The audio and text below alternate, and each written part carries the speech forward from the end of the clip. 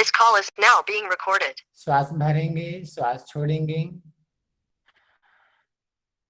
श्वास बाहर निकालते हुए एक साथ गायत्री मंत्र का उच्चारण करेंगे। श्वास भरें।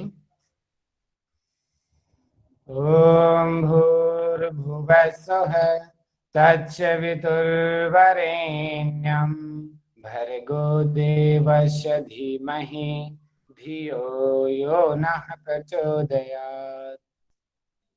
एक साथ सभी प्रतिज्ञा करेंगे, मेरे बाद दोहराएंगे। मैं प्रतिज्ञा करता हूं आजीवन यम नियम का पालन करूंगा। मैं प्रतिज्ञा करता हूं फर्स्ट अटेम्प्ट में जेआरएफ एग्जाम क्लियर करूंगा। मैं प्रतिज्ञा करता हूं विश्व में योग का पताका फहराऊंगा। मेरी संकल्प शक्ति सुदृढ़ है, पवित्र है, आबाद है। ओम ओम ओम। मैं अपनी संकल्प शक्ति से सब कुछ कर सकता हूँ। ओम ओम ओम। मेरे पास अजय मनोबल है। ओम ओम ओम। शांति ही शांति ही शांति। सभी अपनी आंखें बंद ही रखेंगे। तो हमने इससे पहले जो किया हम उसको तीव्रता के साथ में रिवाइज करेंगे। जैसे जैसे मैं बोलता जाऊंगा अपने स्मृति पटल पे उन विषयों को लेते आएंगे जिससे आपको हर विषय अच्छे से समझ आ जाए। हम हठ योग प्रदीपिका पढ़ रहे हैं और ये स्वात्मा राम जी ने लिखी है और हम अभी द्वितीय उपदेश पे आए हुए हैं। द्वितीय उपदेश में प्राणायाम के विशेष चर्चा की गई है और सर्वप्रथम यहाँ पे बताया गया है कि प्राणायाम करने से पहले आसनों में दृढ़ता, इंद्रियों का वश में होना, आहार का हितकर होना और अहितकर होना इसकी पहचान और गुरु द्वारा जो मार्ग बताया गया है उसको पालन करते हुए प्राणायाम का अभ्यास करना है। वायु का और मन का यानी चित्त का सीधा सीधा संबंध बताया गया है कि वायु अगर गतिमान होगी, चलायमान होगी तो मन भी चंचल हो जाएगा। और ठीक इसका अगर हम विपरीत देखते हैं, मन को अगर शांत करना है तो वायु को स्थिर कर दें और वायु को स्थिर से प्राणायाम के द्वारा ही किया जा सकता है। जब तक वायु शरीर में रहती है तभी तक बोलते हैं कि इसका जीवन है। वायु शरीर से निकल जाने पर शरीर की शरीर मृत्यु वो हो जाती है, ऐसा कहा जाता है और शरीर निश्चल स्थूल पड़ा रहता है।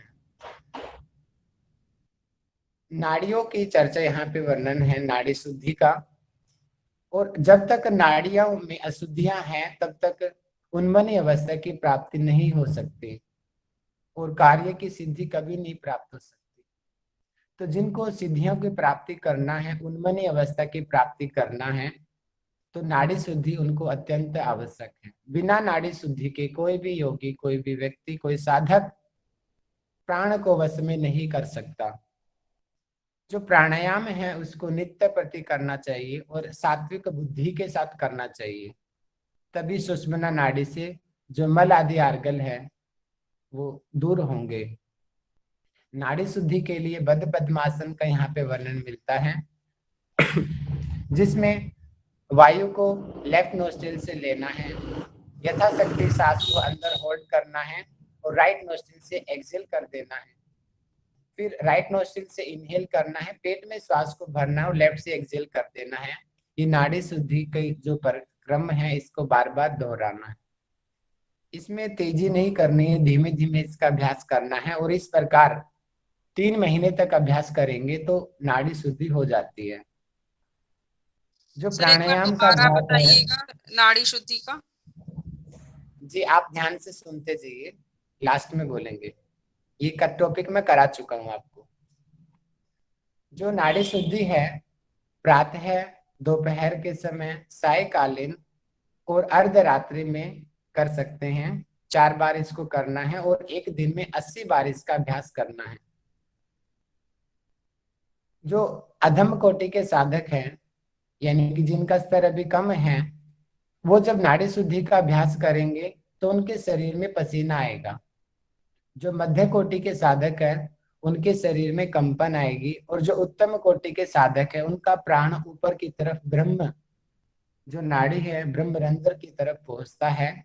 और कुछ विद्वानों का मानना है कि उनका शरीर भी साधारण भूमि से कुछ इंच ऊपर की तरफ उठ जाता है। जो नाड़ी शुद्धि का या प्राणायाम का जो हमने अभ्यास किया है, उससे जो पसीना उत्पन्न हुआ है उसको शरीर में मर्दन करने से शरीर दृढ़ होता है और लघुता आती है। प्रारंभिक काल में नियमों का पालन करना अत्यंत आवश्यक है, और बाद में अभ्यास दृढ़ होने पर नियमों का पालन करना कोई आवश्यक नहीं बताया गया। जैसे शेर, हाथी और बाघ हैं, उनको जंगली जानवर, इतने खतरनाक जानवरों को धीरे धीरे बस में कर लिया जाता है। ठीक इसी प्रकार प्राणों को भी धीमे धीमे बस में करना चाहिए।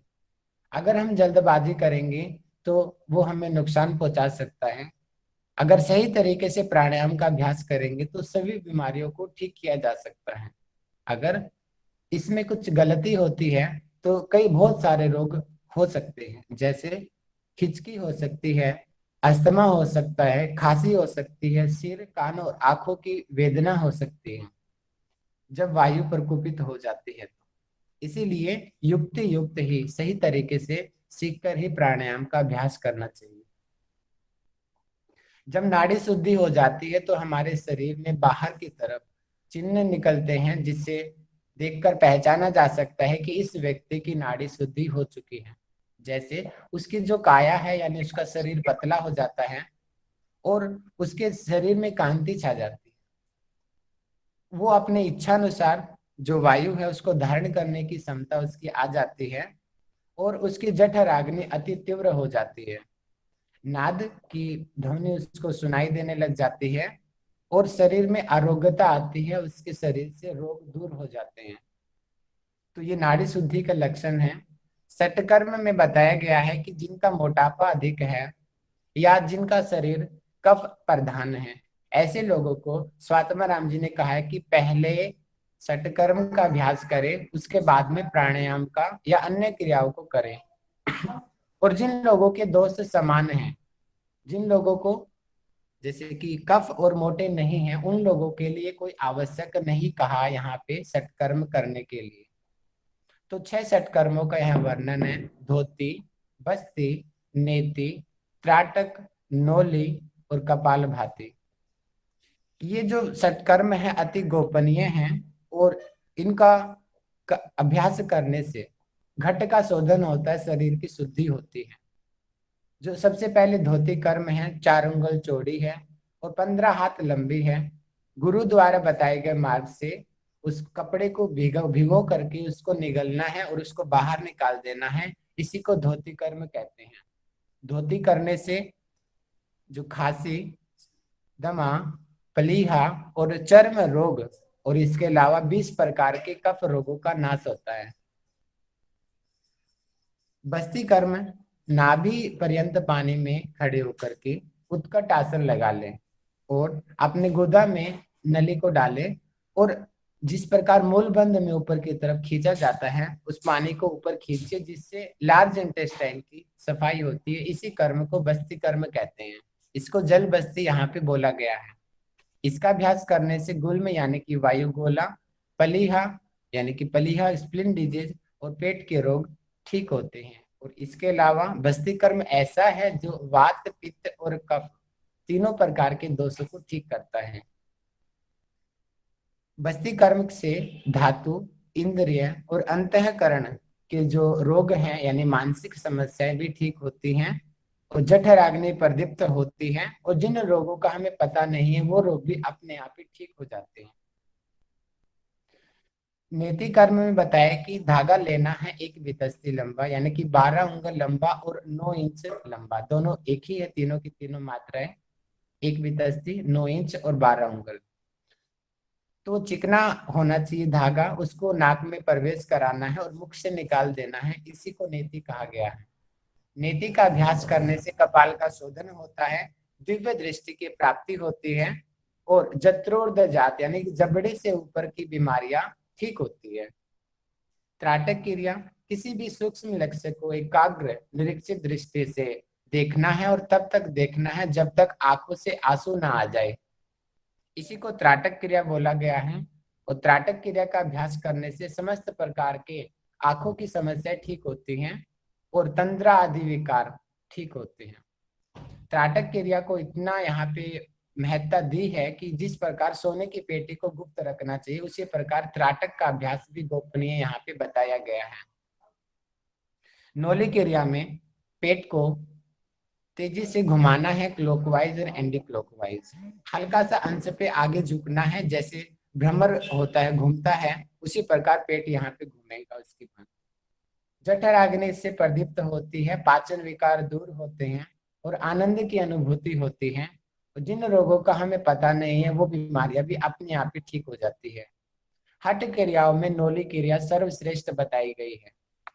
कपाल भाती, जैसे लोहार होता है, लोहार की जो धोकनी होती है वो धोकने तेजी से अंदर बाहर जाती है, उसी प्रकार जिस श्वास अंदर बाहर जब तेजी से जाएगा तो ठीक उसी प्रकार की ध्वनि उत्पन्न होगी।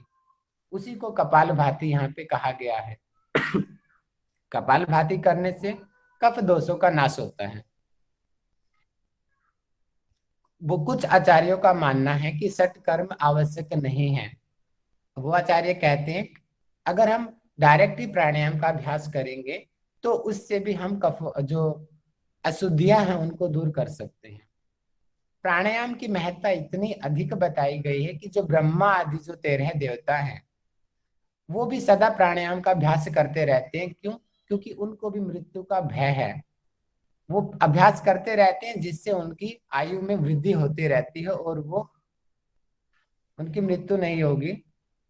और जिन लोगों का जो वायु है शरीर में बंधी हुई है, जिनका चित्त शांत है और जिनकी दृष्टि भ्रू मध्य में स्थिर रहती है, ऐसे व्यक्ति को काल का भय कभी नहीं हो सकता। विधिवत तरीके से सही तरीके से प्राणायाम का अभ्यास करने से नाड़ियों की शुद्धि होती है और सुषुम्ना के मुख का भेदन होता है, जिससे जो प्राण है वो सुषुम्ना के अंदर प्रवाहित होता है। जब वो प्रवाहित होगा तो उससे मन स्थिर होता है, चित्त शांत होता है, जिससे आनंद की अनुभूति होती है और इसी अवस्था को मनोन्मनी अवस्था या उन्मनी अवस्था कहते हैं। प्राणायाम करने से अनेकों प्रकार की सिद्धियां मिलती हैं। यहाँ पे प्राणायाम को कुंभक शब्द से मेंशन किया गया है। तो 8 कुंभकों का यहाँ पे वर्णन है। सूर्य भेदन, उज्जाई, शीतकारी, शीतली, भस्त्रिका, भ्रामरी, मूर्छा, प्लावनी, ये 8 कुंभक है। और 8 कुंभकों से पहले बंधों का वर्णन यहाँ पे मिलता है कि जिससे स्पष्ट होता है कि प्राणायाम करने से पहले बंध अत्यंत आवश्यक है, करने ही चाहिए। पूरक करने के बाद में जालंधर बंध का अभ्यास करना चाहिए और रेचक करने से पहले यानी एक्सेल करने से पहले उड्डयन बंध का अभ्यास करना चाहिए, लगाना चाहिए। जब हम तीनों बंधों को करते हैं तो जो प्राण है सुषुम्ना में प्रवाहित तो होता है, जिससे बुढ़ापा और मृत्यु का भय दूर हो जाता है। और जो योगी योग साधक जो अभ्यास कर रहा है उसकी काया 16 वर्ष के युवक के समान हो जाती है। सूर्य भेदन के अभ्यास के लिए बताया गया कि किसी भी सुख पूर्वक आसन का चयन करें और राइट नोस्ट्रिल से इनहेल करना है, अधिक से अधिक श्वास लेना है केस से नख पर्यंत तक और उसको अधिक से अधिक समय तक अंदर रोकना है और धीरे धीरे लेफ्ट नोस्ट्रिल से एक्सेल कर देना है। इसी को सूर्य भेदन कुंभक यहाँ पे बोला गया है। और सूर्य भेदन कुंभक करने से कपाल का शोधन होता है, वात दोषों का हनन होता है, कमी आती है और कृमि दोष दूर होते हैं। उज्जयी प्राणायाम, उज्जयी कुंभक का अभ्यास में यहाँ पे वर्णन मिलता है कि मुख को संयमित करके दोनों नासिका से श्वास को अंदर खींचना है और वो जो श्वास है वो कंठ से हृदय तक स्पर्श करता हुआ अंदर जाएगा। और जो पहले अभ्यास किया है सूर्य भेदन में उसी प्रकार श्वास को अधिक से अधिक देर तक अंदर रोकना है और वायु नासिका से श्वास को बाद में बाहर निकाल देना है। ये उज्जयी प्राणायाम की विधि है। उज्जयी प्राणायाम का अभ्यास करने से जो गले का जो कफ रहता है वो दूर होता है, जठराग्नि प्रदीप्त होती है, नाड़ी, जलोदर, धातुगत आदि दोष का नाश होता है। और ये ऐसा प्राणायाम है जिसको चलते उठते बैठते कभी भी इसका अभ्यास किया जा सकता है। इतना हमने आज तक पढ़ा। दोनों हाथों को मिला लीजिए, हथेली को रब कीजिए।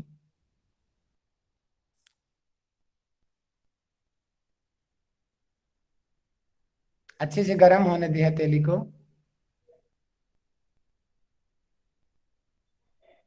अपनी आंखों पर स्पर्श करें और धीरे से आंखें खोल लें। सभी को सादर प्रणाम।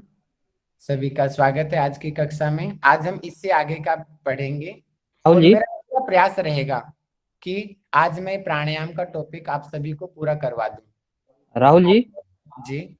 यहाँ पे बहुत सारे लोग ऐसे हैं जो यहाँ भी ज्वाइन हो रहे हैं, वहाँ भी ज्वाइन हो रहे हैं, तो उनसे हम्बल रिक्वेस्ट है आप लोग इधर उधर ना करें, जहाँ पे हैं एक जिधर भी जुड़े हुए हैं वहीं पे रहें।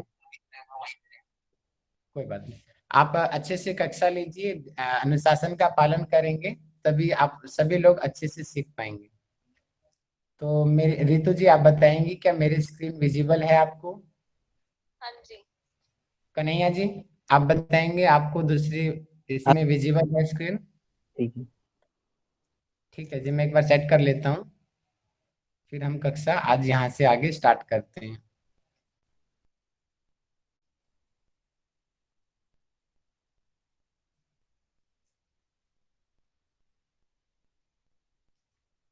ठीक है रितु जी, दोबारा बता दीजिए, आप देख पा रही हैं स्क्रीन को? जी विजिबल है।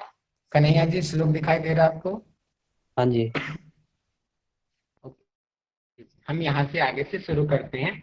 इससे पहले जो मैंने कराया वो रिवीजन था, तो आप लोग डेली आते तो बीच में बोलने का सवाल ही नहीं बनता। आत्मशुद्धि जी ध्यान रखा करो थोड़ा। तो मैंने इसलिए कराया ताकि आप लोगों का पीछे का बैकअप रिवीजन हो जाए। अब ओके यहाँ से सर, आगे हम ओके। पढ़ेंगे शीतकारी प्राणायाम। यहाँ पे शीतकारी प्राणायाम का वर्णन है।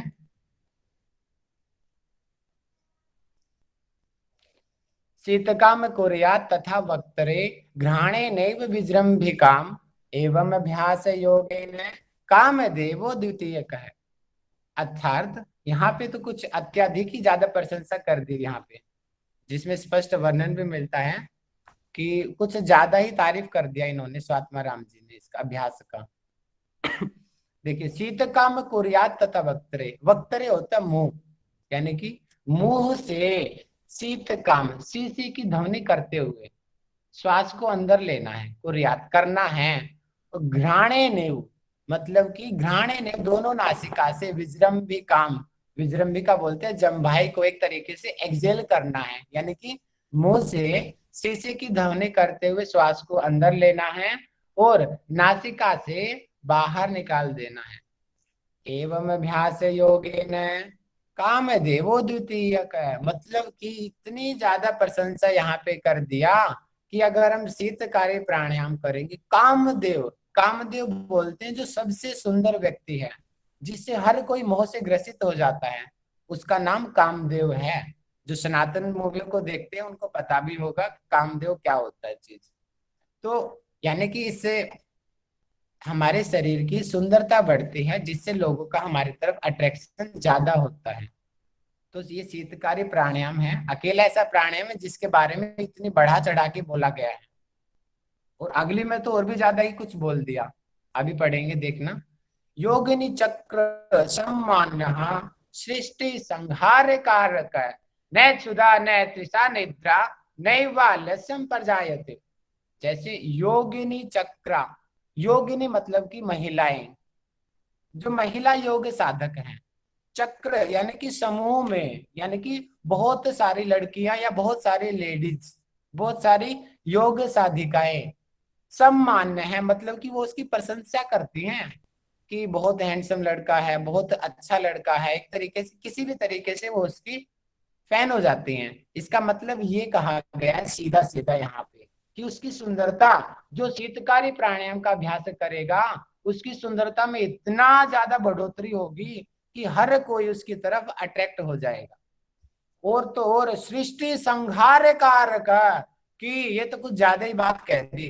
शीतकारी प्राणायाम से सृष्टि का संहार करने की क्षमता आ जाती है उसमें। वो आती है नहीं आती है बात अलग है, लेकिन स्वात्मा जाम ने यहाँ पे बोला है और हम लोगों को याद करने हैं कि सृष्टि संहार करने की क्षमता उसमें आ जाती है।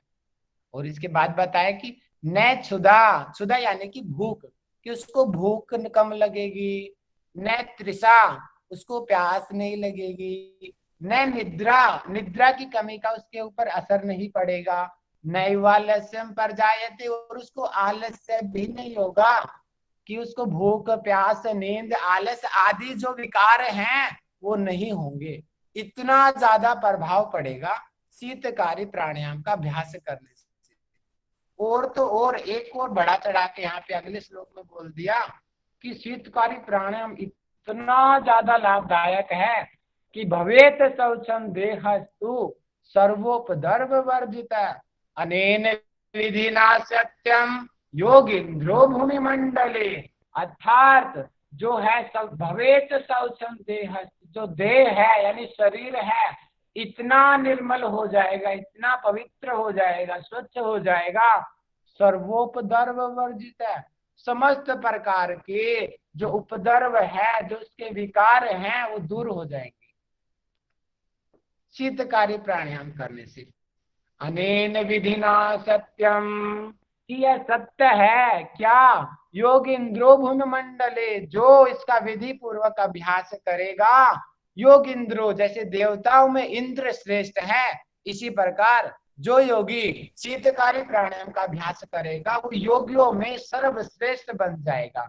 भूमि मंडल में, इस भूमि मंडल में सर्वश्रेष्ठ बन जाएगा। तो एग्जाम में क्वेश्चन कैसे आएगा कि ऐसा कौन सा प्राणायाम है जिसको करने से योगी श्रेष्ठ बन जाता है, योगिंद्र बन जाता है। ऐसा कौन सा प्राणायाम है जिसको करने से योगी कामदेव के समान सुंदर बन जाता है। ऐसा कौन सा प्राणायाम है जिसको करने से जो नारियां हैं, जो योगिनी हैं, आकर्षित होती हैं। कौन सा प्राणायाम है जो सृष्टि का संहार करने में सहायक है। तो इसका सभी का उत्तर आएगा शीतकारी प्राणायाम। सभी ध्यान रखेंगे।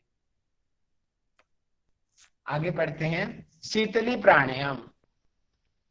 जिह्वया वायुम आकृष्य पूर्वत कुंभ साधनम संकैर्घ्राण रंध्राभ्याम रेचयेत पवनम सुधि।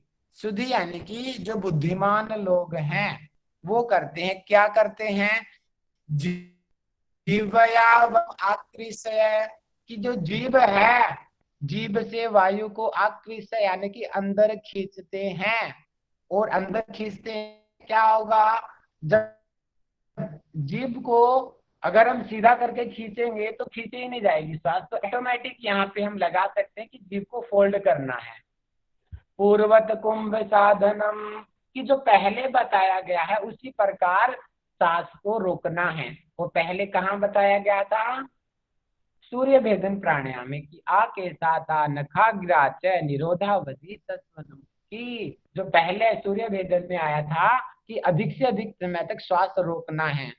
देख लीजिए यहाँ पे स्पष्ट कहा है कि शीतली प्राणायाम में अक्सर हम लोग मिस्टेक करते हैं, हम शीतली प्राणायाम करते हैं लेकिन होल्डिंग नहीं करते। लेकिन यहाँ पे बताया गया है कि होल्ड करना है, पहले भी किया था और अभी भी होल्ड करना है, उसी को ही शीतली प्राणायाम कहेंगे। और उसके बाद होल्ड करने के बाद क्या करना है, संकैर घ्राण रंध्राभ्याम, सन की मतलब कि धीरे धीरे, घ्राण यानी कि नासिका से, रंध्राभ्याम यानी कि दोनों नासिका से, रेच ये पवनम सुधि, जो बुद्धिमान है वो रेच कर देते हैं, श्वास को बाहर निकाल देते हैं। दोबारा से बता रहा हूं कि जिह्वा से श्वास को, वायु को अंदर लिया और पहले सूर्य भेदन की तरह कुंभक लगाया, यानी कि श्वास को अधिक से अधिक समय तक रोका। फिर उसके बाद धीरे धीरे दोनों नासिका से एक्सहेल करना है। ये है शीतली प्राणायाम। आगे बढ़ते हैं। अब शीतली प्राणायाम के लाभ। अगले श्लोक में मिल जाएंगे यहाँ पे। गुल्म पलिहादि कान रोगान जवरम पित्तम सुधाम त्रिसाम विषाणी शीतली नाम कुंभ को अयम निहंति च। अर्थात गुल्म की गुल्म रोग दूर होते हैं, पलिहा पलिहा दो रोग दूर होते हैं, आदि यानी कि आदि इस तरीके के और भी रोग दूर होते हैं। और इसके अलावा जवरम बुखार, पित्तम पित्त के रोग, सुधाम भूख संबंधी बीमारियां और त्रिशाम प्यास संबंधी प्रॉब्लम्स दूर होती हैं। किससे? शीतली प्राणायाम से। और तो और विषाणी शीतली नाम कुंभ को अयम निहंति च। अर्थात जो विषाणी विष है, विष को कुंभ को अयम निहंति मतलब कि नाश कर देता है। विष अगर किसी ने खा लिया हो उसको भी हजम कर देता है। कौन सा प्राणायाम? शीतली प्राणायाम। उसका नाम शीतली प्राणायाम है। और विष और आसन कौन सा है? पीछे हमने पढ़ा था, विष को समाप्त करने वाला आसन है मयूर आसन। और यहाँ पे प्राणायाम में कौन सा है? शीतली प्राणायाम। ध्यान रखेंगे, छोटे यही क्वेश्चन बनते हैं हमेशा एग्जाम में। आगे बढ़ते हैं। भस्त्रिका प्राणायाम। उर्वोरूपरि संस्थापय शुभे पाद तले उभे पद्मासनम भवेत एतत् सर्व पाप कर्णासनम। अर्थात अकेला देखिए, पहले मैंने बताया था ना आपको कि सूर्य भेदन में भी बताया था कि सुख पूर्वक आसन लगाना है, लेकिन भस्त्रिका प्राणायाम एकमात्र ऐसा प्राणायाम है जिसमें पद्मासन बताया, स्पेशली मेंशन किया इन्होंने कि पद्मासन में ही भस्त्रिका करना है, बाकियों में नहीं करना। उर्वोर ऊपरी संस्थाप्य शुभे पाद तले उभे, दोनों जंघाओं को, पैरों को ऊपर जंघाओं पे रख लेंगे, इसको पद्मासन कहते हैं। और यहाँ पे एक चीज और ऐड कर लो, पद्मासन का एक बेनिफिट और ऐड हो गया। पहले हमने पढ़ा था सर्व व्याधि विनाशनम की समस्त व्याधियां समाप्त होती हैं और मुक्ति मिलती है। और यहाँ पे एक चीज और ऐड कर लीजिए, पद्मासन से समस्त पापों का नाश होता है। आगे बढ़ते हैं कि भस्त्रिका प्राणायाम जो है पद्मासन में ही करना है। अब भस्त्रिका प्राणायाम करना कैसे, इस पे आगे चर्चा है। इसमें सम्यक पद्मासनम बद्ध्वा समग्रीवो उदरम सुधी मुखम संयम यत्नेन प्राणम घ्राणेन रेचयेत्। अर्थात यहाँ पे बताया है कि सम्यक पद्मासनम, कि अच्छे प्रकार से पद्मासन में अपने को बांध लो, मतलब कि स्थित हो जाओ पद्मासन लगा के। समग्रीवो, ग्रीवा और उदर यानी कि पेट कि मतलब कि गला और पेट को सम सीधा कर लेना है। सुधी यानी कि जो बुद्धिमान जो साधक है वो सीधा करके बैठते हैं, मतलब कि कमर सीधी रखनी है। मुखम संयम यत्नेन, जो मुख है उसको सम करना है। और यत्नेन मतलब कि यत्न यानी कि प्रयत्न करने पे, अभ्यास करने पर।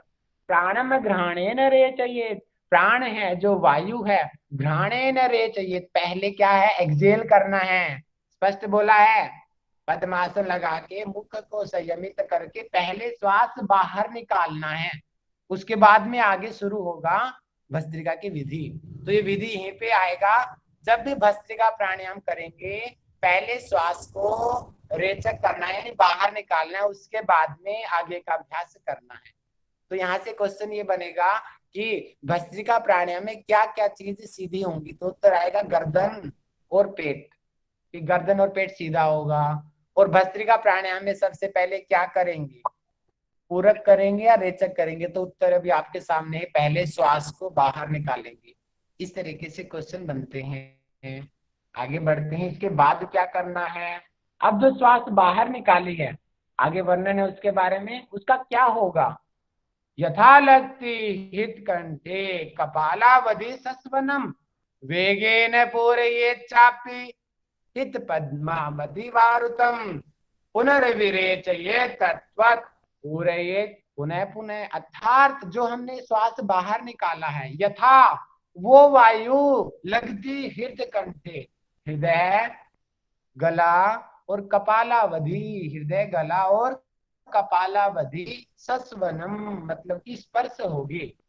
अब स्पर्श होगी, ये एक प्राणायाम में हो रहा था, उज्जयी प्राणायाम में, याद होगा। और वहां पे दो नाम आए थे, कंठ और हृदय, और यहाँ पे तीन नाम आए हैं, हृदय, कंठ और कपाल। इन चीजों का ध्यान रखेंगे, इन तीन जगह पे स्पर्श हो रही है वायु, तो वो है कौन सा प्राणायाम? भस्त्रिका प्राणायाम। और गला और हृदय पे स्पर्श हो रही है तो उसका नाम है उज्जयी प्राणायाम। और उज्जयी प्राणायाम में इनहेल में होता है और भस्त्रिका में एक्सहेल में होता है, ये भी ध्यान रखिए। और इसके आगे बताया है वेगेन पूरयेत, मतलब कि वेगेन तेजी से, पूरयेत मतलब कि पूरक करना है, इनहेल करना है। हृदय पद्मावधि मारुतम, हृदय पदम यानी कि हृदय चक्र, यानी कि अनाहत चक्र जहाँ पे होता है, हृदय वाले भाग तक, वधि वहां तक, मारुतम श्वास को भरना है। अब यहाँ पे क्वेश्चन उठता है कि एक्सेल करते हुए तो तीन जगह पे स्पर्श करने बताया गया है कि हृदय, कंठ और कपाल, और जब हम इनहेल करेंगे तो हृदय चक्र तक उसका अनुभूति होगी। अब उसके बाद क्या करना है? पुनः विरेचय तत्वत, यानी कि पुनः दोबारा से विरेचन कर देना है, मतलब कि एक्सेल कर देना है। पूरे पुनः पुनः, कि उसको बार बार इसी प्रकार पूरक रेचक दोहराना है। इसका गायब हो गया।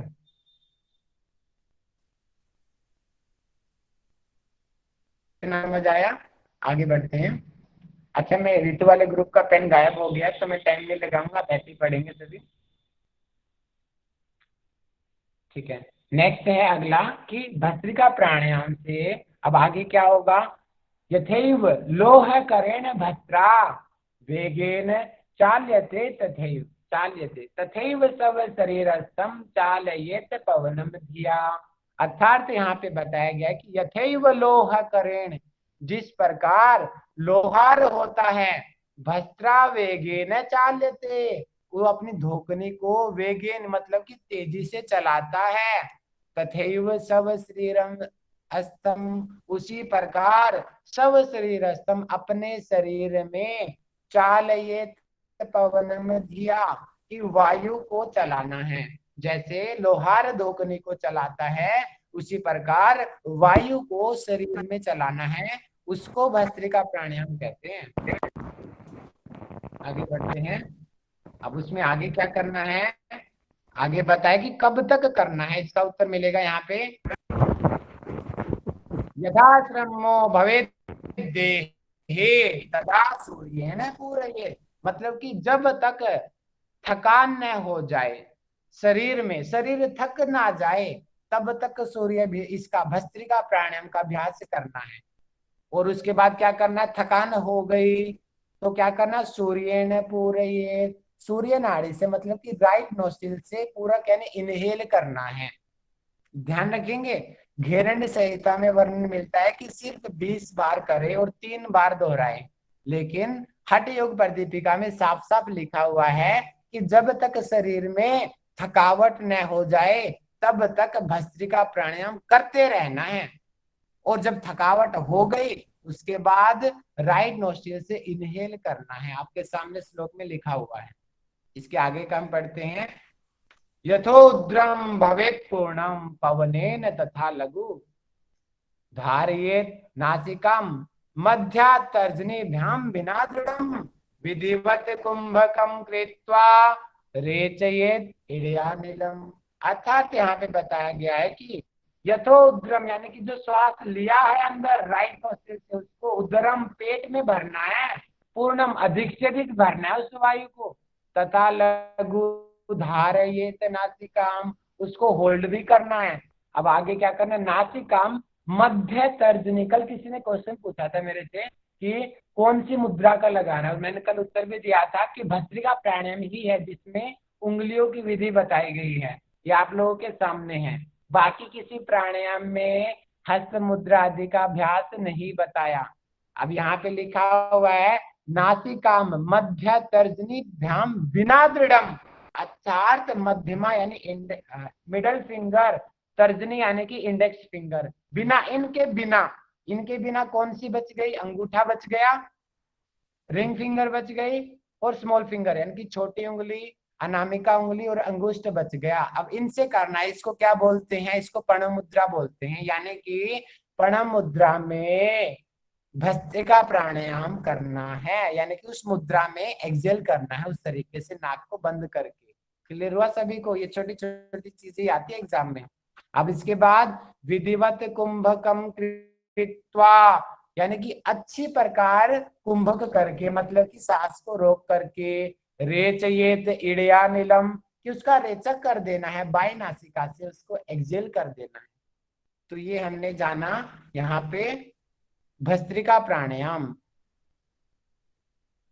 और इसके बाद में आगे वर्णन मिलेगा, अब इसका लाभ मिलेगा कि इससे क्या क्या लाभ होता है। कि भस्त्रिका प्राणायाम जो है, भस्त्रिका प्राणायाम करने से अनेकों प्रकार के लाभ यहाँ पे बताए गए हैं। जैसे वात पित्त श्लेष में हरम, कि इससे वात पित्त, जो वात है, पित्त है, श्लेष में है, मतलब कि तीनों प्रकार के जो बीमारियां हैं वो दूर हो जाती हैं। सर इसका पेन चल ही नहीं रहा तो आपको ऐसे ही पढ़ना पड़ेगा। वात पित्त श्लेष में हरम, और ये वात पित्त श्लेष में ऐसा और कुछ में आया था, वो आया था बस्ती के अंदर, कि बस्ती सत्कर्म में ऐसी है जो वात पित्त और कफ तीनों को दूर करती है। और यहाँ पे आया है भस्त्रिका प्राणायाम, ऐसा प्राणायाम है जो वात पित्त कफ तीनों को ठीक करता है, इसीलिए भस्त्रिका को श्रेष्ठ प्राणायाम बोला गया है। शरीर अग्नि विवर्धनम, उससे जो जठर, शरीर की जो अग्नियां हैं 13 प्रकार की, वो अग्नियां प्रदीप्त होती हैं,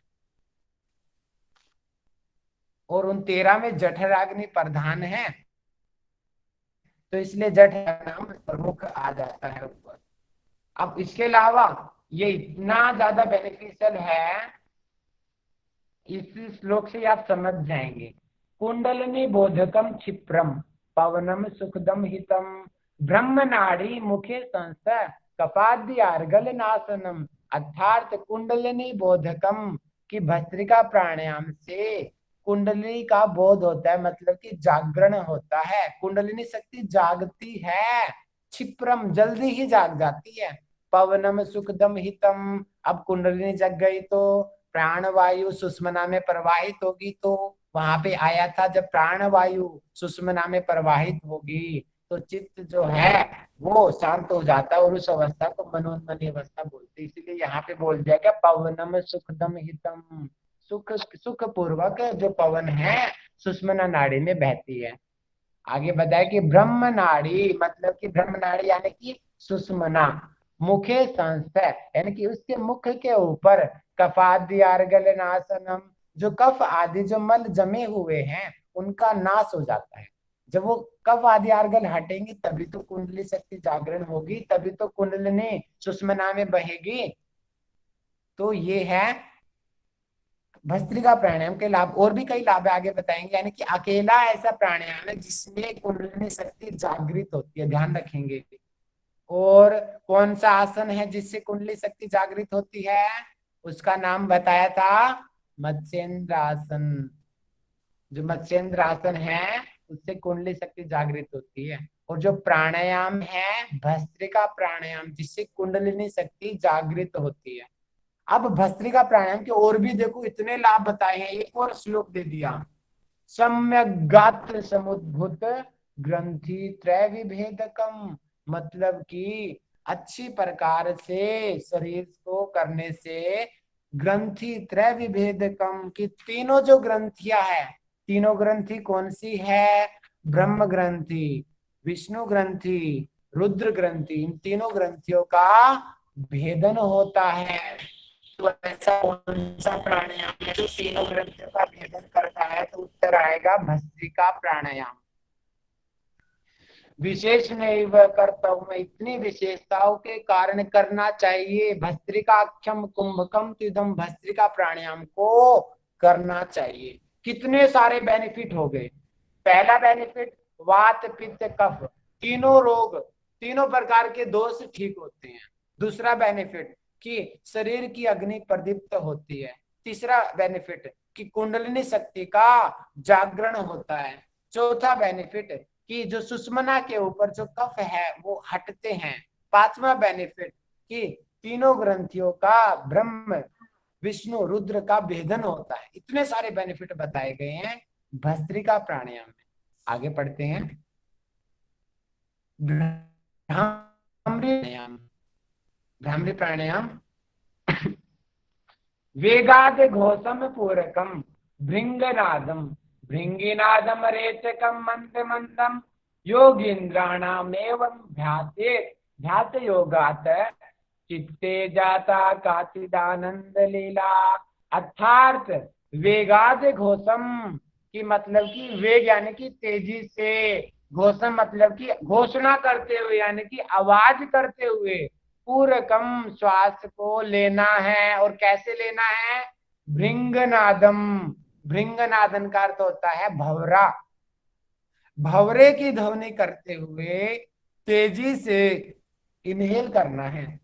और आगे बताया दूसरी लाइन में भृंगिनादम रेचकम मंद मंदम कि भृंग यानी कि भवरी।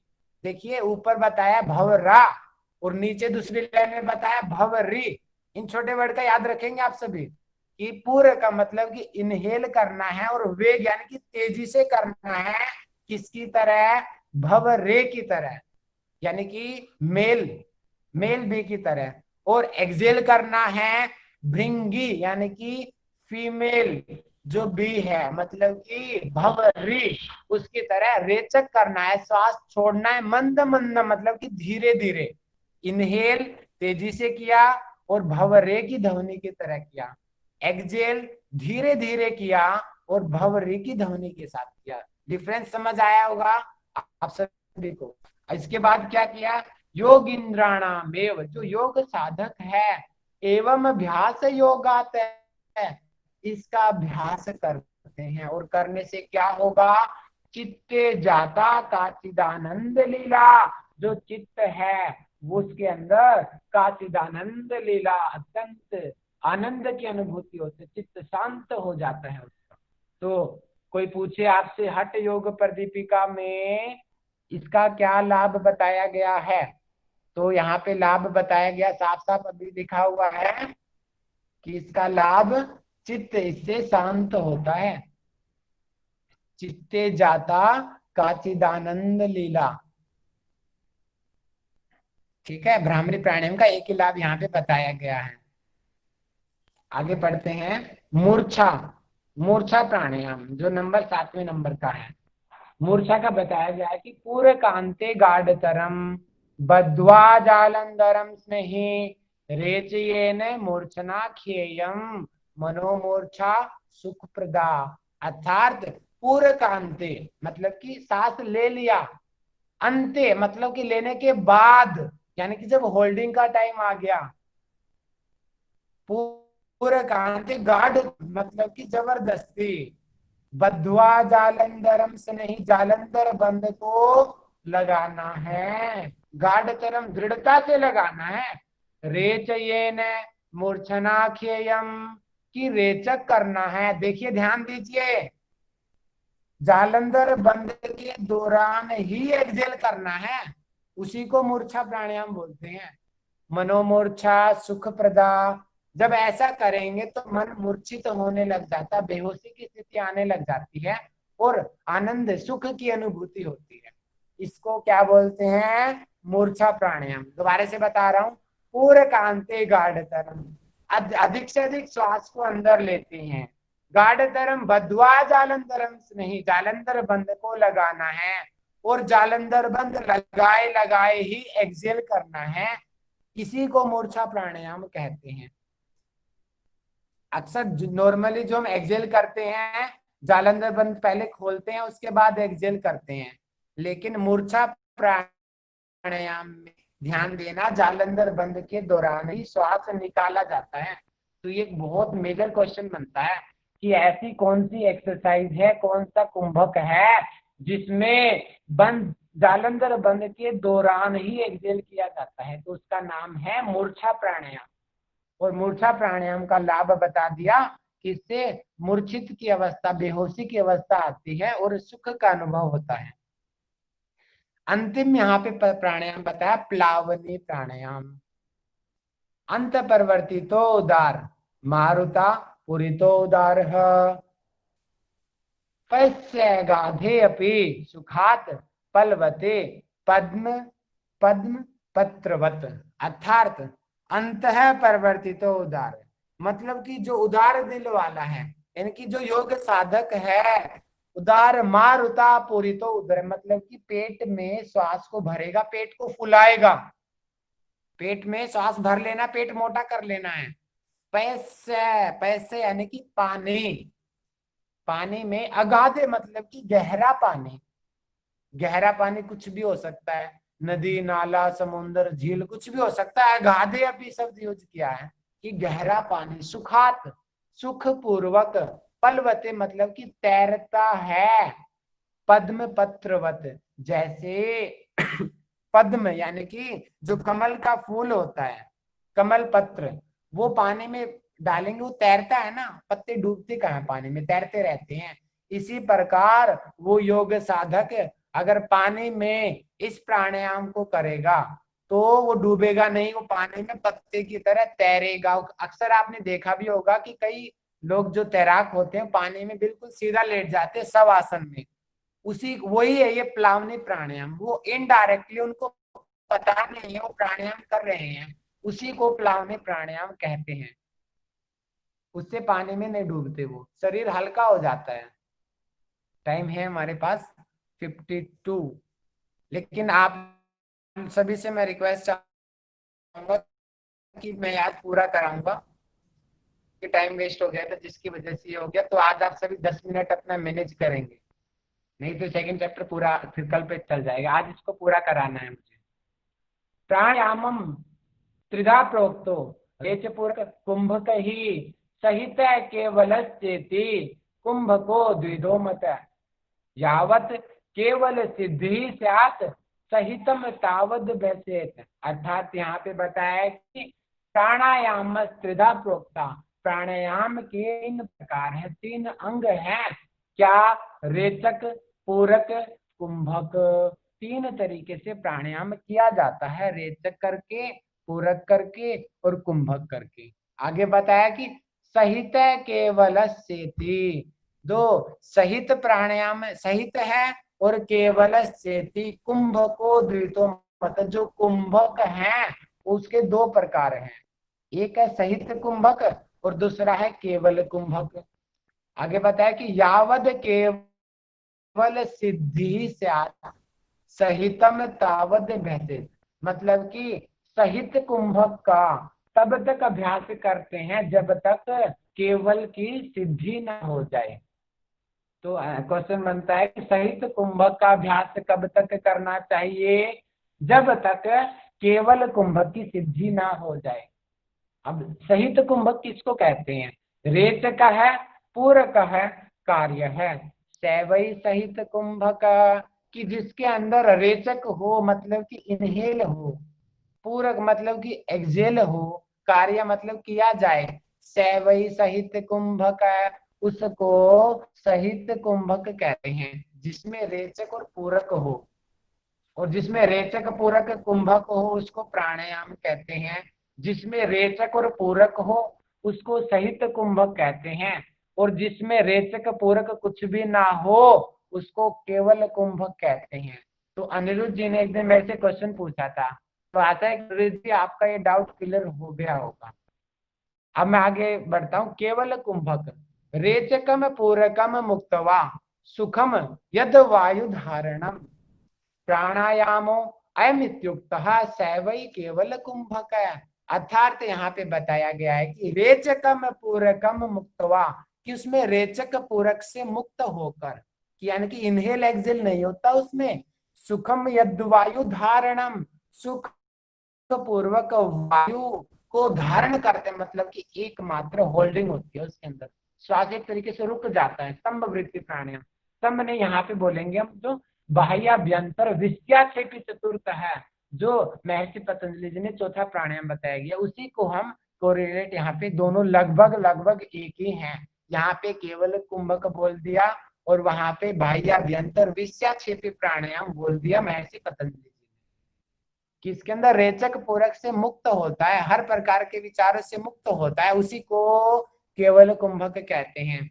प्राणायामो अयम इत्युक्तः स वै केवल कुंभका, कि इस प्रकार प्राणायाम को करने से, यानी कि जो इस प्रकार किया जाता है उसको केवल कुंभक कहते हैं। अब आगे केवल कुंभक के लाभ आगे सिर्फ 5 श्लोक रह गए, आज का कार्य पूरा हो जाएगा, तो सभी टाइम मैनेज रखिए अपना। कुंभके केवले सिद्धे रेच पूरक वर्जिते न तस्य दुर्लभम किंचित त्रिषु लोकेषु विद्यते।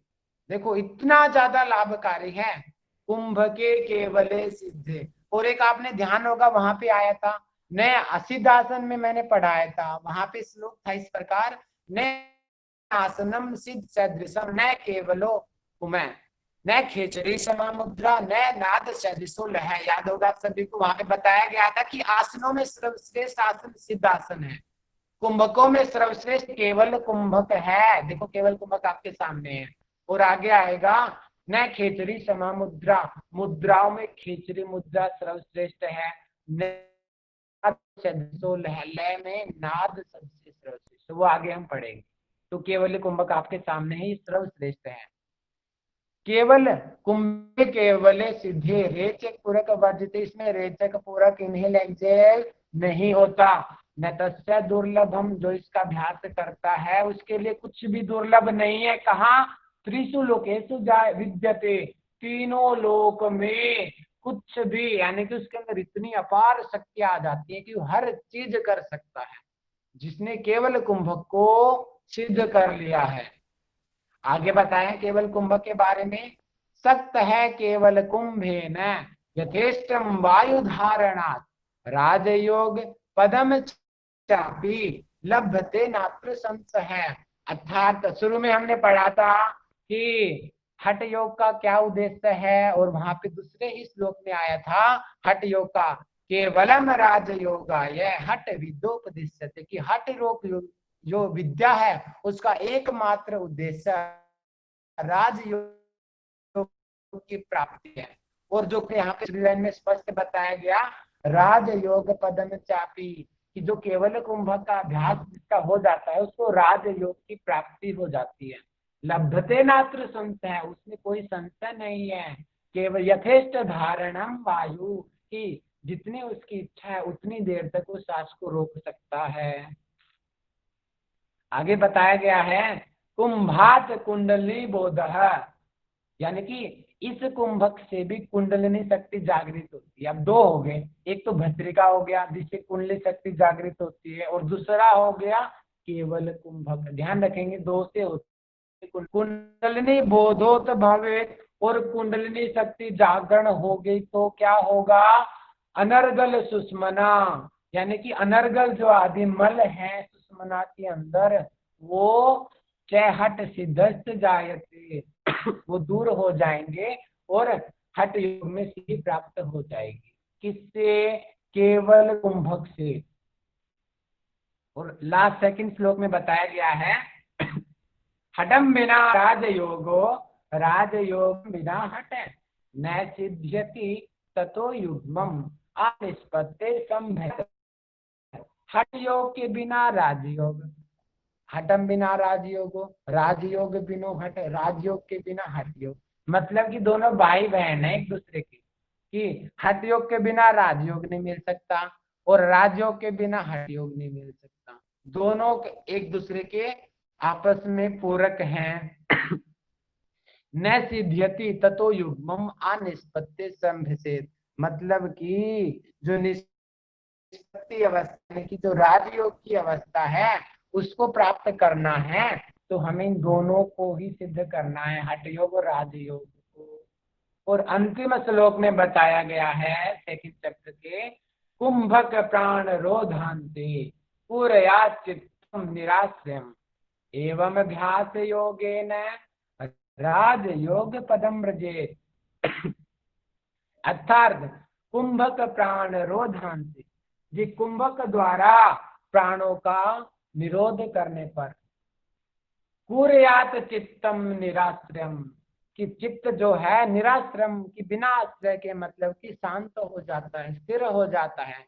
एवं अभ्यास योगेन, इस प्रकार अगर कोई योग साधक अभ्यास करता है तो क्या होगा, राजयोग पदम व्रजेत, उसको राजयोग की प्राप्ति होती है।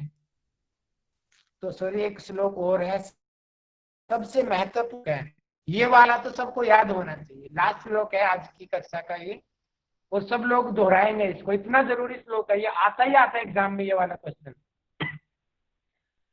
वपुकृष्टतम वदने प्रसन्नता, नादस्फुटतम नयनेषु निर्मले, अरोगता बिंदुजयो अग्निदीपनम, नाड़ी विशुद्धि हठ सिद्धि लक्षणम। कि जैसे कि पहले हमने पढ़ा था कि नाड़ी शुद्धि होने से क्या होता है, कांति होती है, काया पतली होती है, ऐसे धारणम की शक्ति आती है, अग्नि प्रदीप्त होती है, नाद सुनता है और आरोग्यता आती है। अब यहाँ पे और बेनिफिट बता दिए कि जो हठ सिद्धि के लक्षण क्या है। वपु कृष्णत्व, वपु यानी कि उसका जो शरीर है, कृष्णत्व मतलब कि शरीर में कृष्णता आती है, पतला हो जाता है शरीर। जो उत्तम योग साधक होगा ना वास्तव में, वो कभी मोटा नहीं हो सकता। स्पष्ट लिखा हुआ वपु कृष्णत्व, जिसकी नाड़ी शुद्धि हो गई है उसका शरीर काया पतली होगी। वदने प्रसन्नता, वदन यानी कि जब वो बोलेगा तो हमेशा प्रसन्न रहेगा, उदासी नहीं रहेगी, उसकी आवाज में एक नया अलग तरीके का ओज होगा, और वो जब बोलेगा तो अपने आप ही सभी लोग उसकी तरफ आकर्षित हो जाएंगे।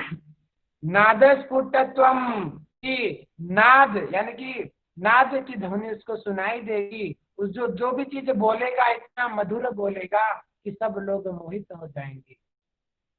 नयने सुनिर्मले, उसकी आंखों में अलग एक चमक होगी जिसकी नाड़ी शुद्धि हो गई है। आरोग्यता यानी कि उसके अंदर रोग नहीं होंगे, बीमारियों से मुक्त होगा। बिंदु जयो, बिंदु का पर विजय पाने वाला अर्थात पूर्ण ब्रह्मचारी होगा। अग्नि दीपनम, कि उसकी जो अग्नि है प्रदीप्त रहेगी। नाड़ी विशुद्धि, उसकी नाड़ियां शुद्ध रहेंगी। किसकी, जो हठ सिद्धि लक्षणम, ये हठ सिद्धि के 8 लक्षण बताए गए हैं। पहला है शरीर पतला होना, दूसरा है कि बोलते समय मुख पे प्रसन्नता, तीसरा है नाद स्फुटतम, कि जो स्वर है उसके अंदर अलग ही उसकी मिठास होगी उसके स्वर में।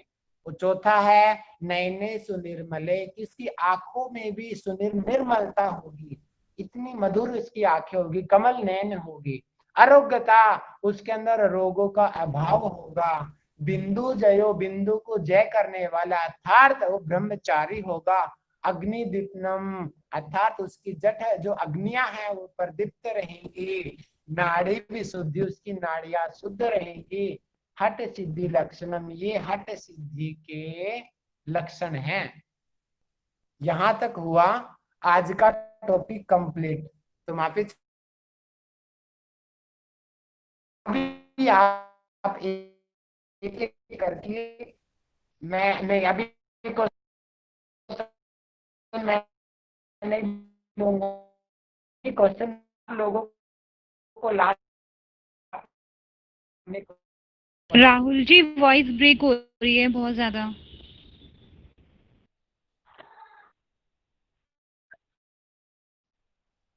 वॉइस ब्रेक, रितु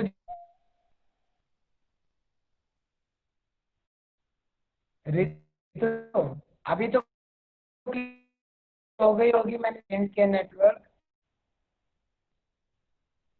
रितु छिब्बर, आप बताएं आपके ग्रुप में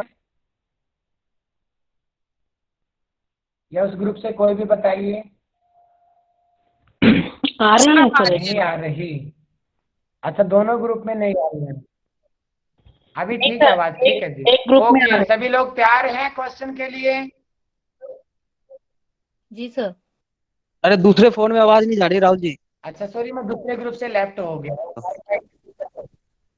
हाँ दूसरे ग्रुप में मैं जाता हूँ, अभी जाता हूँ दोबारा से। उसको बोलिए बने रहेंगे कन्हैया के यहाँ पे। Ma'am okay. तब तक मुझे ठीक है, आप तब तक बोलिए उनको, मैं एक बार अभी कर रहा हूँ दोबारा से।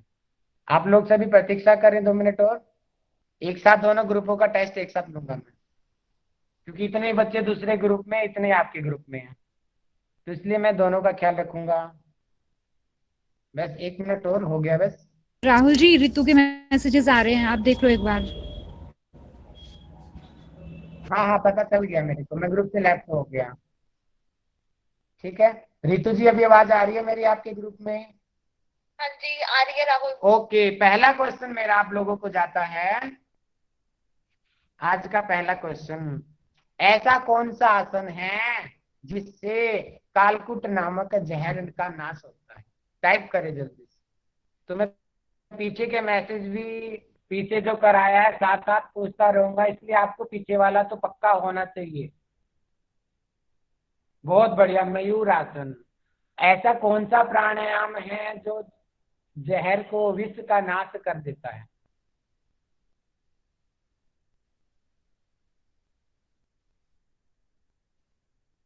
बताएं सभी। बहुत बढ़िया, परफेक्ट आंसर, शीतली प्राणायाम। मोहित जी, बेगम जी, सुरेंद्र जी, रुचि शुक्ला जी, बहुत अच्छा आंसर दिया आप सभी ने।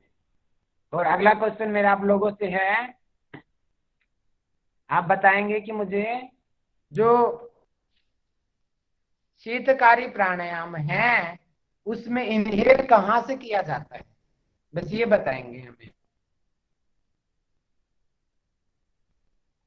मैसेज करेंगे, शीतकारी प्राणायाम में इनहेल कहाँ से। बहुत बढ़िया, पूनम जी, आंचल जी, परफेक्ट आंसर। पूजा मिश्रा जी, सुरेंद्र जी, जीभ से गलत, सुरेंद्र जी आपका बिल्कुल गलत। रचना जी बिल्कुल सही है, नरेंद्र जी बिल्कुल सही आंसर। ठीक है, और अब मैं चाहूंगा कि नरेंद्र कुमार जहा जी माइक खोल के बताएं, और बाकी सभी शीतकारी प्राणायाम की विधि को लिखें। टाइप करें, नरेंद्र कुमार जहा जी माइक खोल के बताएं। ये शिकारी में मुंह से वायु शीशी की आवाज करते हुए भरते हैं और उसको रोक कर फिर कुंभक करके और नाक से रेचक करते हैं। ठीक है, भावना चौधरी जी बताएंगी इन्होंने क्या गलती किया। बाकी सभी टाइप करें। सीसी की आवाज करते हुए, सीसी की आवाज करते हुए मुंह से इनहेल करना है, फिर श्वास वो को तो इन्होंने बताया ही मैं नहीं। बताऊं नासिका से सर? एक्सहेल कर देना है। जी बताएं। जी, दांतों के ऊपर दांत रखने हैं। नहीं जी, कोई विशेष नहीं बताया उसमें आपने, कुछ और होल्डिंग बताओ। करने को नहीं बोला। सर इसमें हाँ, होल्ड नहीं करना, परफेक्ट परफेक्ट। कुंभक नहीं करना, यहाँ रोकने की बात नहीं कही। हर को रोकते नहीं है इसमें सांस को। शीतकारी प्राणायाम में होल्डिंग नहीं बताया। इन्होंने क्या कहा कि मुंह से लेना है, सांस रोकना है। यहाँ पे रोकना कहीं लिखा हुआ पढ़ो श्लोक का, इसमें कुंभक नहीं करना, ध्यान रखिए। यही आते हैं एग्जाम में छोटी छोटी चीजें और हम कंफ्यूज हो जाते हैं। बहुत बढ़िया चल, जितना अच्छा आंसर दिया आपने, बहुत बढ़िया, मतलब कि पूरा ध्यान है आपका क्लास में, इससे अच्छा लगा। ठीक है, अब टाइप कीजिए। चलो आंचल जी आप ही बता दीजिए आगे के बेनिफिट क्या क्या है, बाकी सभी टाइप कीजिए। सबसे जो मेन वाला था वो कामदेव, कामदेव जैसी, मतलब दिखने में कामदेव जैसा हो जाते हैं, और जो भी मतलब उनको देखते हैं उससे अट्रैक्ट होते हैं, और मतलब शरीर पर मतलब फुल कंट्रोल हो जाता है अपने।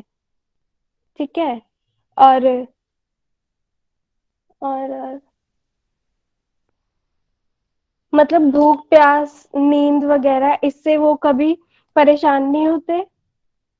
हाँ, इतना ही सब बढ़िया। याद है अभी, और भी इतना एक ही दो पता है। चीजें हैं। बहुत बढ़िया, परफेक्ट आंसर, परफेक्ट। और कौन पूरा करेगा इन आंसर को? मैं बता मैं बताऊं सर?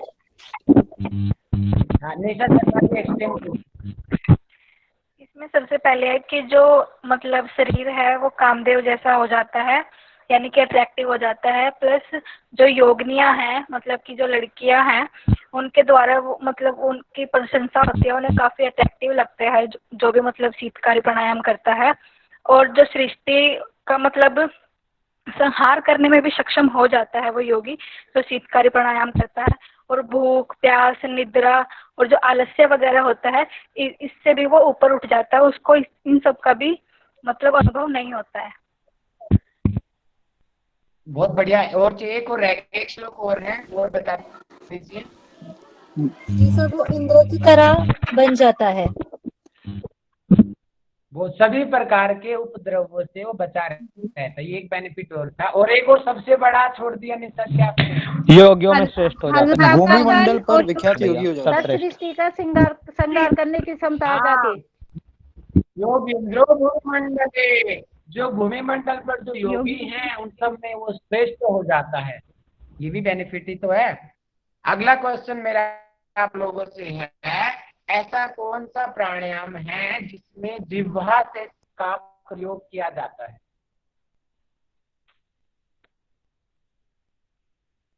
परफेक्ट, शीतली प्राणायाम, बहुत बढ़िया।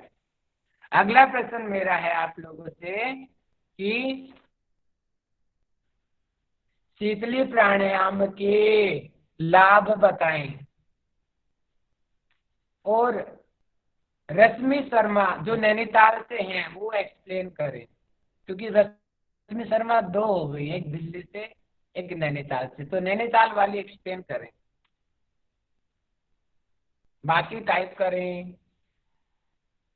नैनीताल जी एक्सप्लेन आज है नहीं, तो रश्मि शर्मा दिल्ली से आप एक्सप्लेन करें। इसको करने नहीं से है। वायु गोला, तिल्ली, ज्वर, पित्त, भूख, प्यास, ये सारे जितने भी इससे रोग होते हैं वे सब नष्ट हो जाते हैं।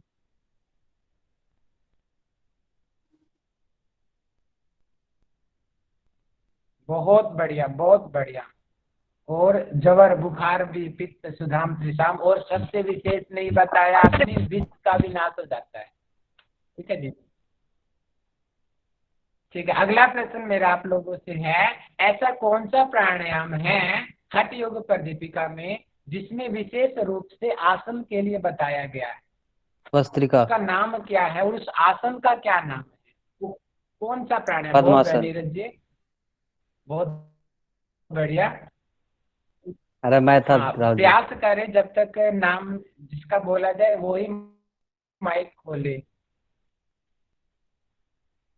नीरज की आईडी से कन्हैया जी हैं? अच्छा ओके कन्हैया जी, आप भी प्रयास करें फिर भी। अगला प्रश्न मेरा है आप लोगों से कि लोहार शब्द, लोहार और धोकने, ये शब्द किन किन क्रियाओं में यूज किए गए हैं? उनका एक साथ नाम लिखिए।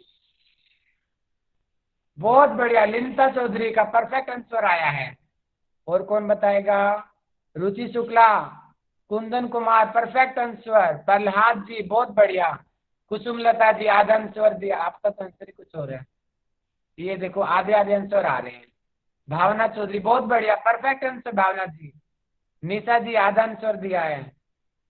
दो उत्तर होंगे इसके, बहुत बढ़िया। हिमांशी वर्मा जी, परफेक्ट आंसर। भस्त्रिका प्राणायाम और कपाल भाती दोनों में शब्द यूज हुआ है, लोहार की धुकनी, ध्यान रखेंगे। अब आप मुझे बताएंगे ऐसा कौन सा सटकर्म है जो वात, पित्त और कफ तीनों को दूर करता है? उस सटकर्म का क्या नाम है?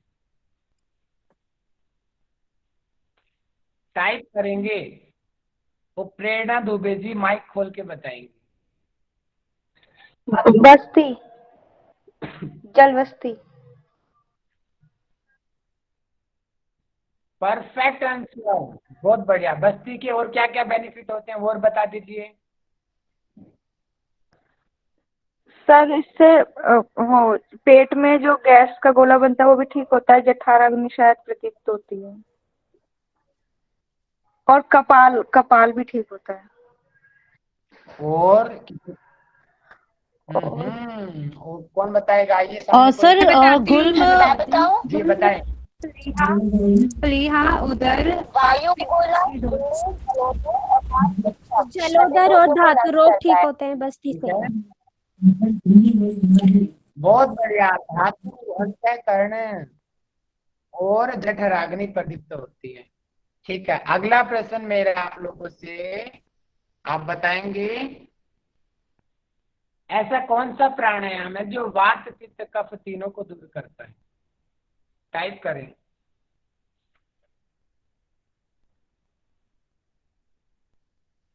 और आशीष यादव जी, आप माइक खोल के एक्सप्लेन करें, बाकी सभी टाइप करें कि भस्त्रिका प्राणायाम के क्या क्या बेनिफिट है।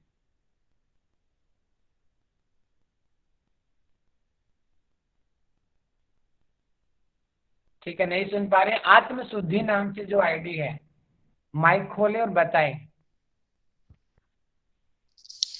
सर, वात पित्त और कफ के जो रोग हैं वो दूर होते हैं और जठराग्नि प्रदीप्त होती है। और सर, कुंडलिनी शक्ति शक्ति जागृत होती है, प्राणवायु सुषुम्ना में जाती है, के मुख में कफ आदि मलों का मल हट जाते हैं सर। और तीनों ग्रंथियों का भेदन होता है। तीनों ग्रंथियों का भेदन होता है। 13 प्रकार की अग्नियां प्रदीप्त होती है। परफेक्ट। और अब टाइप करेंगे कि तीनों ग्रंथियों के नाम क्या है। सर बताऊं? टाइप करेंगे, चलो कुसुम जी बता दीजिए आप। ब्रह्म ग्रंथि, विष्णु ग्रंथि, रुद्र ग्रंथि। Perfect answer. थोड़ा सा मैं एडवांस क्वेश्चन पूछ लेता हूँ आप लोगों से, वैसे मैंने पढ़ाया नहीं है। तीन ग्रंथियों का वर्णन यहाँ मिलता है, इसके अलावा इन तीनों ग्रंथियों का वर्णन हठ योग प्रदीपिका में कहाँ है? तीसरे उपदेश में। अलिंता चौधरी पर क्या पढ़ें जी? तृतीय उपदेश में। सर, नादानुसंधान में मिलता है। परवीन जी, चतुर्थ उपदेश आएगा। चतुर्थ उपदेश नादानुसंधान में 4 अवस्थाएं होती है वहां पे, आरंभावस्था, घटावस्था, परिचय अवस्था, निष्पत्ति अवस्था। आरंभ में ब्रह्म ग्रंथि, घटा में विष्णु ग्रंथि, निष्पत्ति में रुद्र ग्रंथि। तीनों में 3 नाम आएंगे वहां पे, आप आओगे पढ़ लेना, ठीक है। ऐसा कौन सा प्राणायाम है जिसमें जालंधर बंद लगाते हुए श्वास को निकाला जाता है, उसका क्या नाम है? और परवीन जी आए और पूरी विधि को बताएं।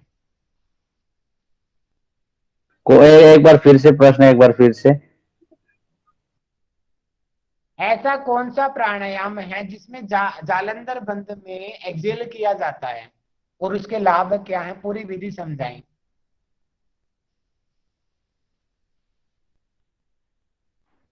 मूर्छा प्राणायाम में। बहुत बढ़िया, पूरा एक्सप्लेन कीजिए परवीन जी। इसमें कहा गया है कि पूरकांते गाढ़तरम बद्वा जालंधर शनै। इसमें मतलब पूरक करके जो है हमें श्वास को अंदर ले करके जबरदस्ती हमें जालंधर बंद लगा करके उसी अवस्था में, जालंधर की अवस्था में ही हमें श्वास को बाहर छोड़ना है। और जब हम श्वास को बाहर छोड़ते हैं तो हमें मूर्छा, मतलब शरीर में जो है मूर्छा की अवस्था ऐसी प्राप्त हो जाती है, तो हमें फिर जो है सुखद की अनुभूति होने लगती है बाद में। वाह, परफेक्ट आंसर परवीन जी, बहुत बढ़िया, परफेक्ट। अगला प्रश्न मेरा है, टाइप करेंगे सभी। ऐसा कौन सा प्राणायाम है जिसको करने से चित्त आनंद से भर जाता है?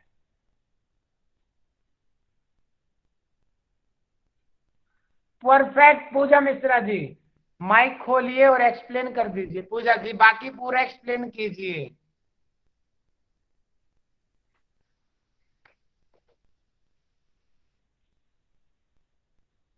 पूजा मिश्रा जी। हेलो। हाँ जी। हाँ, यस आया थी। इसमें भंवरे के भंवरे के आवाज में हमें इनहेल करना है और तेजी से करेंगे, और एक्सेल करने के दौरान हमें करना है। प्लीज एक एक को बोलने दीजिए। हाँ बोलिए पूजा जी। आर्या जी, इसमें भंवरे की आवाज में तेजी से हमें वेग पूर्वक पूरक करना होता है, और भंवरे की आवाज में हमें रेचन करना होता है धीरे धीरे।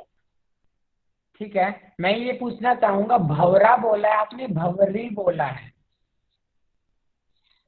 भंवरा पहले में लेंगे पूरा, जब हम इनहेल करते हैं तो भंवरे की आवाज में हमें इनहेल करना है, और भंवरी में जब हम एक्सहेल करते हैं तो भंवरी है। परफेक्ट, परफेक्ट आंसर, बहुत बढ़िया, यही तो मैं सुनना चाह रहा था। बहुत बढ़िया, सभी को डाउट क्लियर हुआ होगा। इनहेल में भंवरा और तेजी से सांस है, और एक्सहेल में भंवरी और धीमे धीमे है। ठीक है, आवाज करने के लिए वो अलग विषय है, भंवरी की जो आवाज होती है वो ऑटोमेटिक हो जाएगी, लेकिन भंवरा और भंवरी तेजी से और धीमे धीमे, इस बात का ध्यान रखेंगे। अगला प्रश्न मेरा है आप लोगों से, ऐसा कौन सा प्राणायाम है जिसको करने से पानी में नहीं डूबते?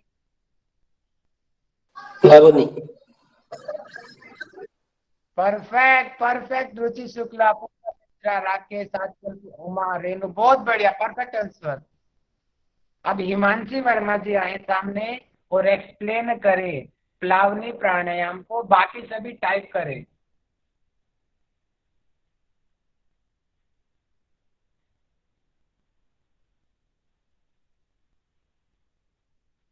बोलने दे।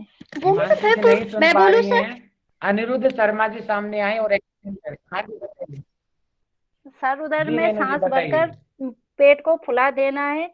ऐसे साधक पानी में उसी तरह तैरते हैं जैसे कमल के पत्ते पानी में तैरते रहते हैं।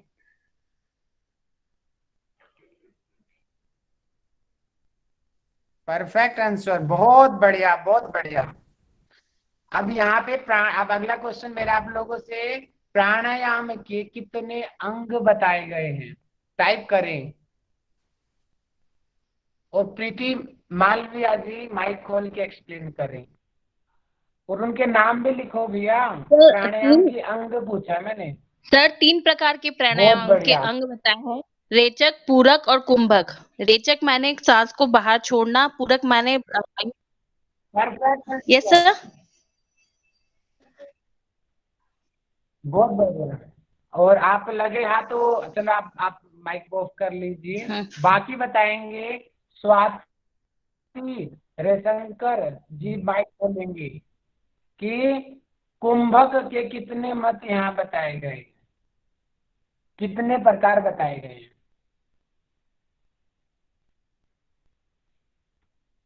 बाकी सभी टाइप करें।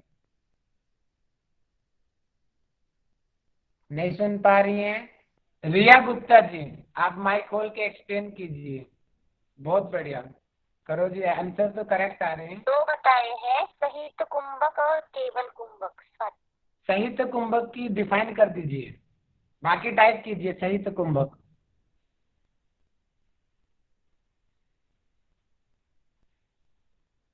सहित मतलब पूरक और रेचक के साथ, और केवल कुंभक पूरक और रेचक जहाँ के पूरक बिना। और रेचक नहीं है उनके बिना मतलब केवल कुंभक। Perfect, perfect. अब आप सभी टाइप करेंगे। नेक्स्ट क्वेश्चन मेरा है आप लोगों से, ऐसा कौन सा कुंभक है जिसको करने से तीनों लोक में कुछ भी दुर्लभ नहीं रहता?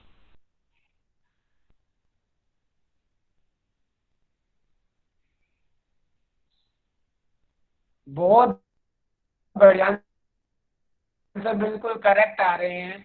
जीत राजा जी निगम, केवल कुंभक आएगा, केवल कुंभक। बहुत बढ़िया। कौन सा कुंभक बता दीजिए, केवल कुंभक से किस पद की प्राप्ति होती है? मोहित पाल जी माइक खोल के एक्सप्लेन कीजिए, बाकी टाइप कीजिए। भैया राजयोग की।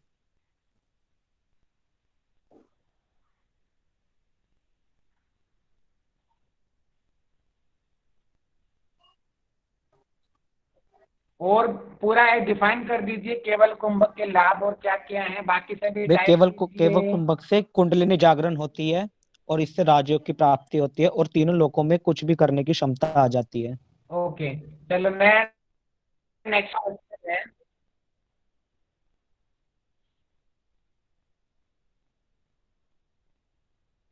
परफेक्ट आंसर, बहुत बढ़िया।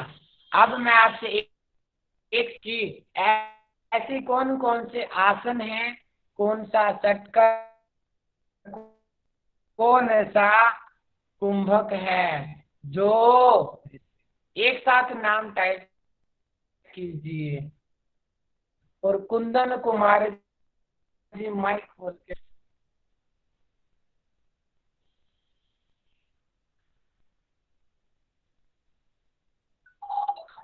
हेलो जी बताइए।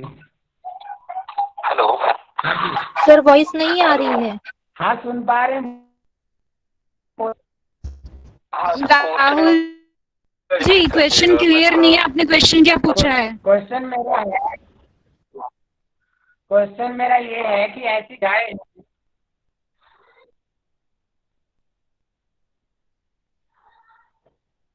क्वेश्चन रिपीट कर दीजिएगा एक बार। क्वेश्चन मेरा ये है, ऐसी कौन कौन सी क्रियाएं हैं, आसन है, जिससे कुंडलिनी शक्ति का जागरण होता है?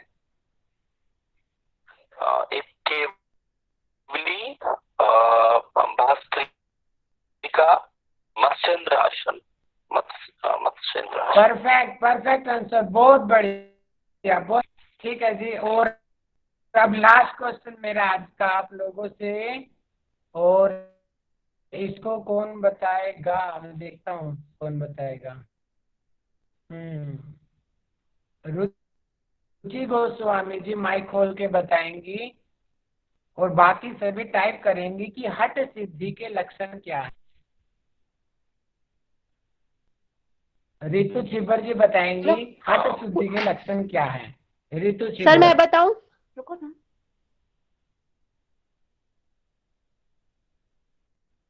सर मैं बताऊं?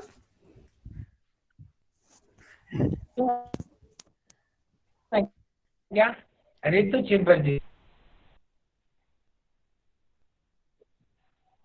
हाँ जी बताइए।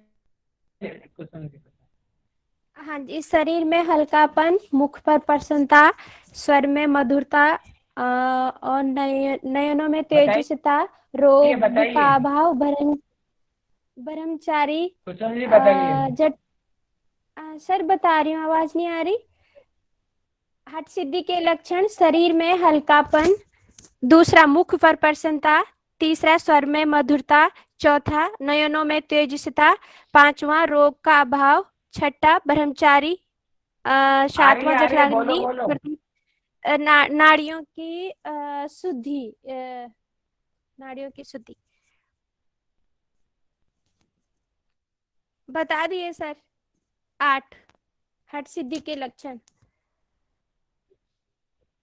परफेक्ट, पूजा मिश्रा जी ने तो पूरा मैसेज में आंसर दिया आपने, बहुत बढ़िया। आपके पास टाइम है, अब आप सकते हैं एक एक करके।